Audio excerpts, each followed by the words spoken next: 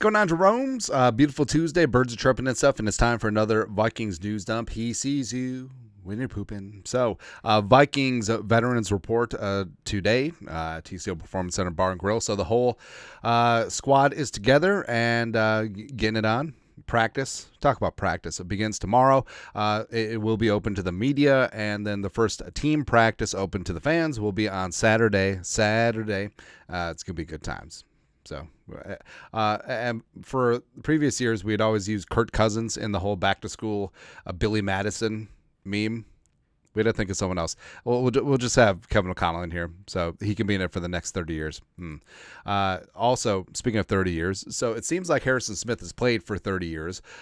So Harrison, in the NFL's top 100, being revealed right now, Kirk Cousins is 81, which, I don't know. So Kurt was, I think it was 42 or 43 last year, the 2023 version.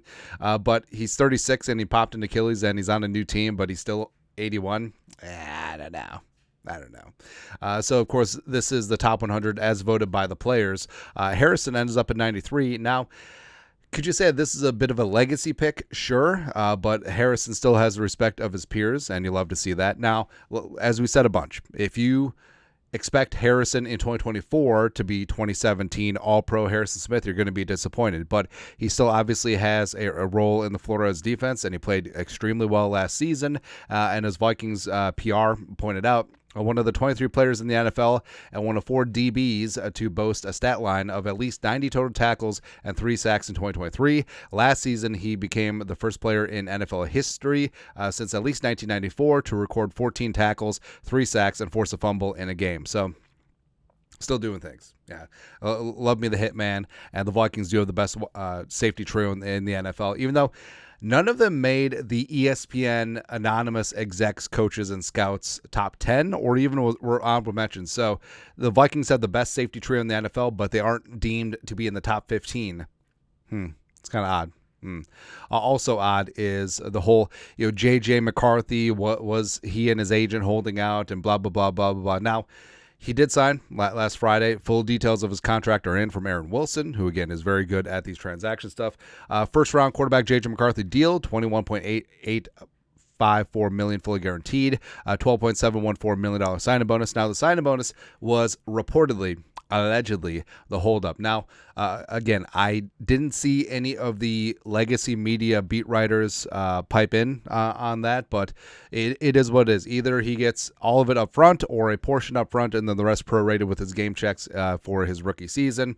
Either way, he's getting his cash, and then salaries of blah, blah, blah, and roster bonuses, blah, blah, blah. So, again, there's been rumors and scuttlebutt that it was all up front, but we may never really know. Either way, doesn't matter because the song remains the same, and we're not going to pocket watch. And J.J. McCarthy is signed up for the Vikings, which is fantastic. And now starts the competitive advantage of your starting quarterback on his rookie deal. Now, may not be starting this year, but still, basically having $10 million for Darnold plus his rookie plus McCarthy's rookie salary plus signing bonus invested in your starting quarterback position. That's a deal, man. That's absolutely a deal. Also, we talked about this yesterday, but I love that Kevin O'Connell just like slightly opening the door just a crack for this quarterback competition. Kevin Seifert, ESPN, who's not Carl Gershmitt, who's not. Also, we need to do a video what explains the inside jokes. Quarterback Sam Darnold will take the majority of first-team snaps when camp opens, Kevin O'Connell reiterated, but he does expect J.J. McCarthy to get some as well. Get some. So this will be a departure from what happened at OTAs, because at OTAs, it was almost exclusively Sam Darnold with the ones. At OTAs, mandatory minicamp, J.J. McCarthy was basically relegated to the third team. Sometimes he got some second-team reps, and that was it.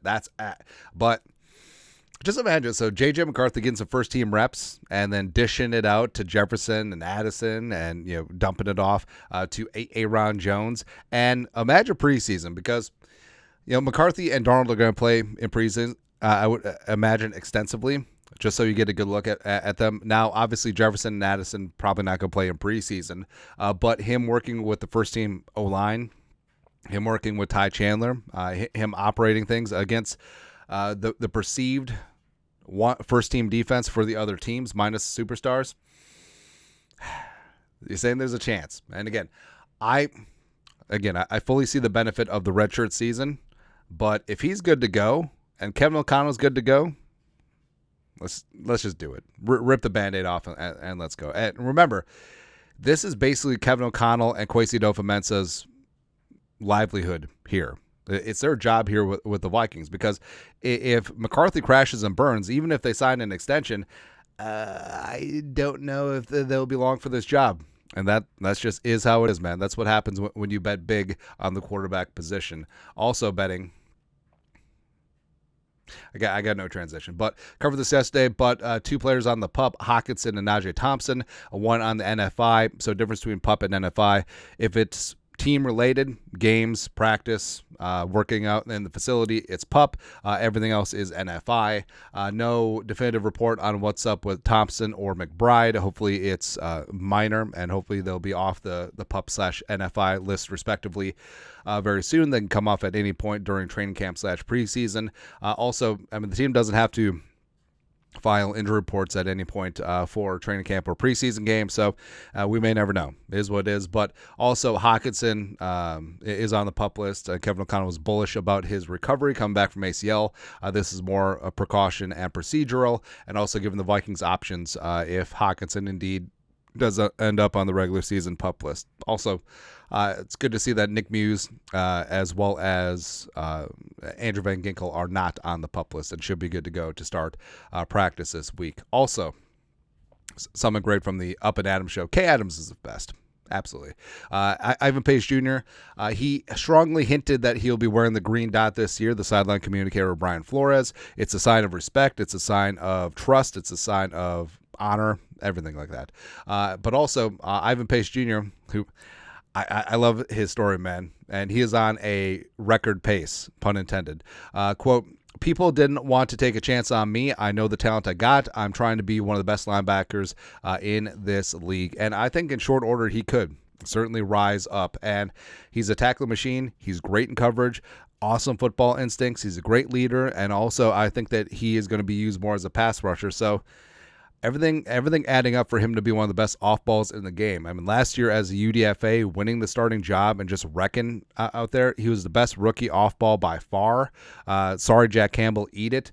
And yeah, I can't wait to see what Pace does, because he's a pretty chip on his shoulder, motivated dude, but going undrafted, like, that has to stick in his craw. Like, he can be named to multiple All-Pro teams and win multiple Super Bowls for the Vikings. He'll still have that undrafted mentality, which I kind of love, man. Also on the Kay Adams show, Up and Adams, Carmen Vitale was on talk about the NFC North being the best division in football. And so first off,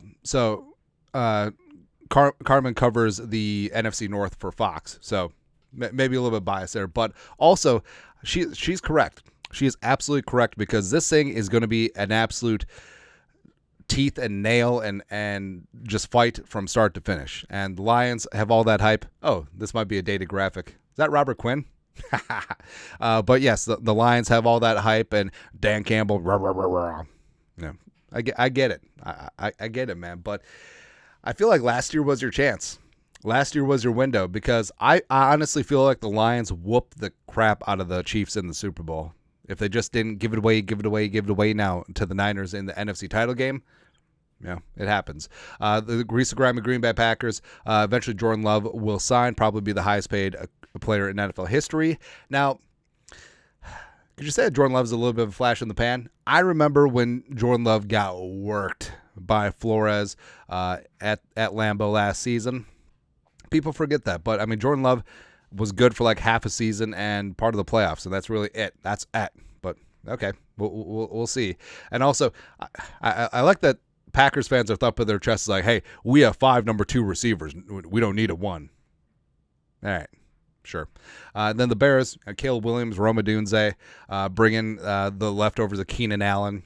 I mean, sure. Like, there's things to be excited about that defense, though. I don't know, man. I don't know. And the Vikings will be in the thick THICC of things, whether the haters and the losers want to believe it or not. That's exactly what's going to happen. So this, from top to bottom, this is the best division in football. Fully. Lastly, so yeah, best division of football. Please, USA Today predicting the Vikings go 5-12. Baloney. So NFL 2024 NFL record predictions from USA Today. So they got the Vikings at the bottom. Whatever. The playoff places for the AFC: Chiefs at 1. You got the Jets at 2. Okay. Colts winning the South. The Texans finishing 3rd in the division. Now. Bengals winning the AFC North at 11 and 6. Was that lightning? Lightning crashes, no mother deaths. Bills, Jaguars, and Browns are your 5, 6, 7 respectively wild cards in the AFC. For the NFC, Niners at 1, Packers at 2. Falcons somehow slugfest their way in the NFC South. I don't know.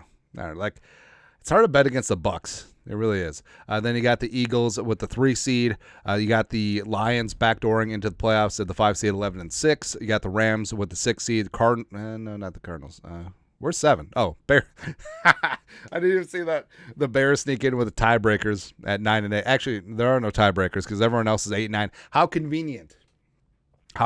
Now, I would be willing to wager significant jelly beans that the Bears do not make the playoffs in any capacity. Also, if I can get odds that the Vikings finish higher than the Bears, I'm taking that.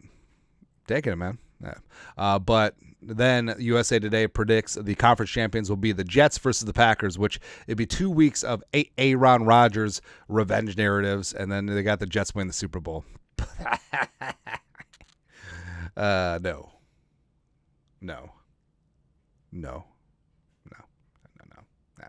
Although, did Jets fans even remember that they won Super Bowl III in maybe one of the more famous Super Bowls in NFL history? The whole Joe Namath guarantee. Do they remember that, or is that so far in the past that it's whatever? Because I always wonder that, like, would Vikings fans' mentality be different if they had won, say, Super Bowl IV against the Chiefs? Keeping trickling the ball down the field, Leonard. Get out of here. Yeah, but I don't know. I think it would have been so far in the past that maybe it wouldn't matter, but who knows, man. But either way, obviously these predictions are FUBAR. Plus, I didn't take the time to add up the numbers. You would think that an establishment like USA Today would add up the numbers to make sure that they actually balance out. Also, what's the deal with not predicting ties, man? Ties happen every single year since. Actually, I don't even know. It doesn't matter. But 5 and 12, Bears making the playoffs. Baloney. Anyways, that's it. Tuesday Vikings news dump. You guys are the best. You know what to do. Skol production value.